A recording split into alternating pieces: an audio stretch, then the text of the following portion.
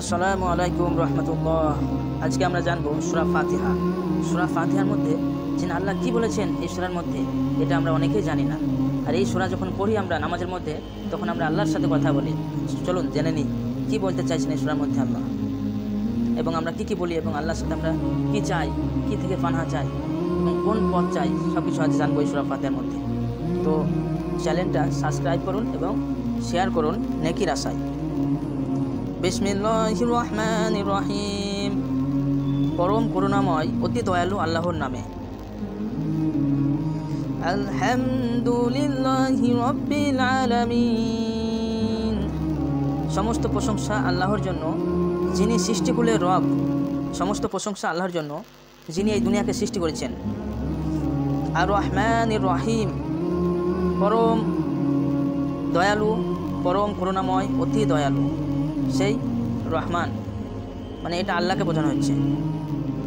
মালিক ইয়াউমিদ্দিন, কিয়ামত দিবসের মালিক, যিনি বিচারের দিনের মালিক। তারপরে আমরা বলি ইয়াকা নাবুদু ওয়া ইয়াকা নাস্তাইন। হে আল্লাহ, আপনারই ইবাদত করি এবং আপনার কাছে সাহায্য চাই। আমরা সবসময় নামাজের মধ্যে এটাই বলি, আমরা আপনারই ইবাদত করি এবং আপনার কাছেই সাহায্য প্রার্থনা চাই। তারপরে আমরা বলি ইহদিনা সিরাতাল মুস্তাকিম। আল্লাহ তারপরে জবাব দেয় কথার, বলে বান্দা কী চাস? এতক্ষণ যে আমার প্রশংসা করলি, তোরা কী চাস? তখন আমরা বলি ইহদিনা সিরাতাল মুস্তাকিম। হে আল্লাহ, আমাদেরকে সরল পথ দেখান, পথের হিদায়াত, সরল পথ চাই। তখন পরের লাইনে বলি সিরাতাল্লাযীনা আন'আমতা আলাইহিম গায়রিল মাগদুবি আলাইহিম ওয়ালাদ-দাল্লিন। পরের লাইনে আমরা বলি তাদের পথ চাই যাদের উপরে আপনি রাগান্বিত হননি, যাদের উপরে আপনি রহমত করেছেন, যারা পথভ্রষ্ট ছিল না, তাদের পথ চাই। সুবহানাল্লাহ।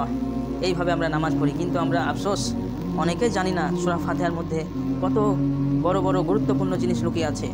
যদি ভিডিওটা ভালো লেগে থাকে দয়া করে শেয়ার করুন, সাবস্ক্রাইব করুন। আসসালামু আলাইকুম রহমতুল্লাহ।